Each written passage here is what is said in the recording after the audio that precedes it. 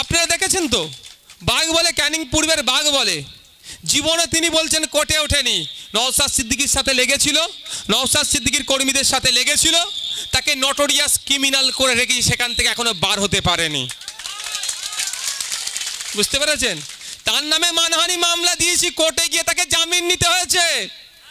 তা আগামী দিনে আমার কর্মীদের দিকে ওই রকম কেউ অন্যায় করলে, যে বেটাই হোক না কেন, শাহজাহানের মতো বড় বড় বেটাকে এখন জেলের ভাত খেতে হচ্ছে, ইডির ভাত খাবে। আর এখানে চুনোপুটি আপনার এলাকার যেগুলো আছে তাদের প্রস্তুত থাকতে বলুন। অনেকে বলতে পারে 2021-এর পরে যেটা হয়েছে 2024-এর পরে করব। তাদের বলে দেবেন নওশাদ সিদ্দিকীর কথা না, আমার নাম নিয়ে বলবেন। নওশাদ সিদ্দিকী বাস্তব 2021-এর আগে রাজনীতির বুঝতাম না, শুধু রাজনীতি থেকে অনেকটাই দূরে ছিলাম। 2021-এ কিন্তু পাল বিধানসভার মধ্যে আছে, আর 2024-এ রাজনীতির কিছুটা হলো জ্ঞান অর্জন করতে পেরেছে। কিভাবে এর জবাব কোন জায়গায় দিতে হবে, সাহস থাকলে আমার কর্মীদের সাথে একবার লাগো, বুঝিয়ে দেবো মজা। আপনারা দেখেছেন তো, বাঘ বলে ক্যানিং পূর্বের বাঘ বলে, জীবনে তিনি বলছেন কোর্টে ওঠেনি। নওশাদ সিদ্দিকীর সাথে লেগেছিল, নওশাদ সিদ্দিকীর কর্মীদের সাথে লেগেছিল, তাকে নটোরিয়াস ক্রিমিনাল করে রেখেছি, সেখান থেকে এখনো বার হতে পারেনি। বুঝতে পেরেছেন? তার নামে মানহানি মামলা দিয়েছি, কোর্টে গিয়ে তাকে জামিন নিতে হয়েছে।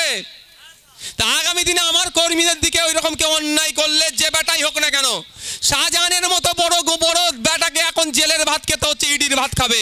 আর এখানে চুনোপুটি আপনার এলাকার যেগুলো আছে তাদের প্রস্তুত থাকতে বলুন।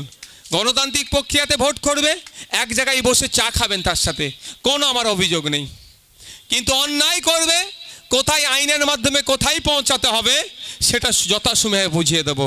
সুতরাং ভয় পাবার কোনো দরকার নেই, মাথা তুলে বাঁচবেন। কারো দয়াতে আমরা বেঁচে নাই, কারো দয়াতে আমরা এখানে নাই, কেউ আমাদেরকে দয়া করেনি, আমরা এখানে আছি। আমাদের রুজি রুটি কারো দয়াতে হয়নি, আমরা ইনকাম করছি, কোনো নেতার টাকাতে আমরা চলিনি, আমরা খাচ্ছি, আমরা ওই জন্য চলছে। সুতরাং আমরা আমাদের মাথা তুলে দাঁড়াবো, কারো দয়া ভিক্ষা আমরা নেব না, আমরা আমাদের অধিকার বুঝে নেব। ভয় পাওয়ার কোনো জায়গা নাই, আপনারা নিশ্চিন্তে থাকুন। শেষে বলবো, একদম কর্মী সম্মেলন এসছেন, বিভিন্ন স্তরের কর্মীরা এসেছেন। ভাই, আমাদের দল কর্পোরেটদের কাছ থেকে ইলেকট্রাল বন্ড নিয়েও চলে না, বা আমাদের অত টাকা নাই আমাদের দলকে চালাবার।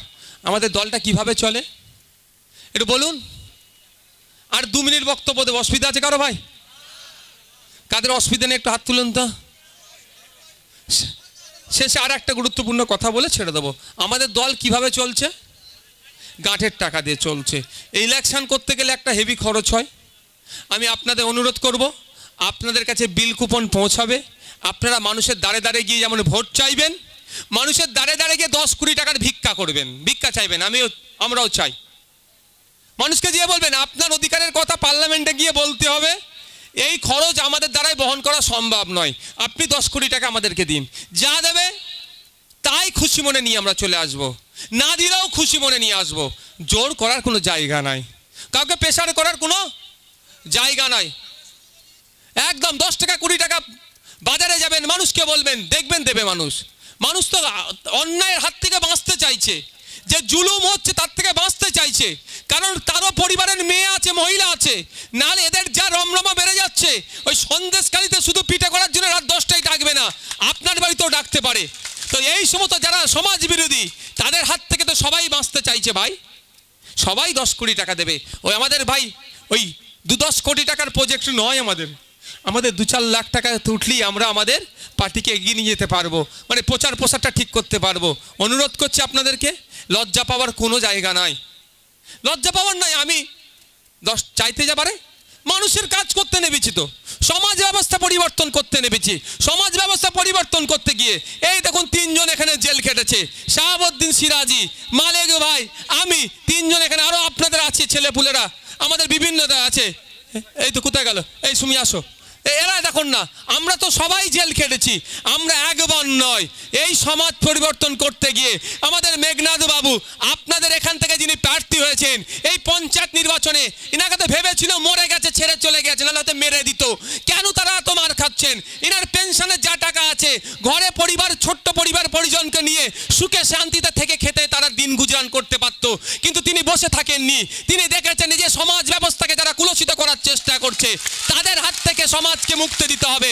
এই মাস্টার সাহেব শাহাবুদ্দিন সিরাজি একজন স্কুলের টিচার, তিনিও চুপচাপ বসে থাকতে পারত তার পরিবারকে নিয়ে সে মাইনে পেত, যে মাইনে পাচ্ছে তা নিয়ে তার সুখের সংসার চলে যেত।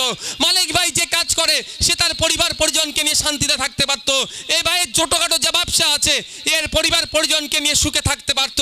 আর সর্বোপরি আমি তো বসলে আপনারা আমার হাতে টাকা গুঁজে দিয়ে চলে আসেন, তাই না? আমি দরবারে বসলে হাতে টাকা গুঁজে দিয়ে চলে আসেন, আবার এতে অনেকের রাগ হয়।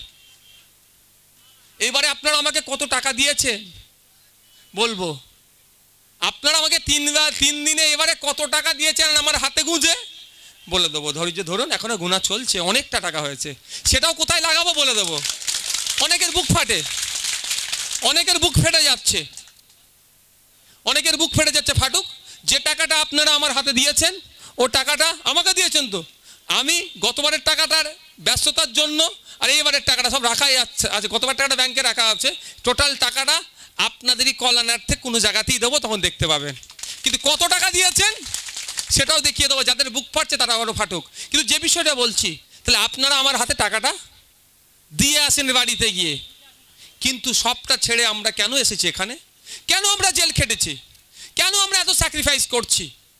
যে আমার ভালোবাসার মানুষ আমাদের জন্য এক কথায় জান দিয়ে দেবে বলছে, কিন্তু তাদের জান আমার দরকার নেই। তাদের মূল্যবান ভোটটাকে যদি আমরা এক জায়গায় করতে পারি, তারাও যেমন বাঁচবে আমরাও মাথা তুলে থাকবো।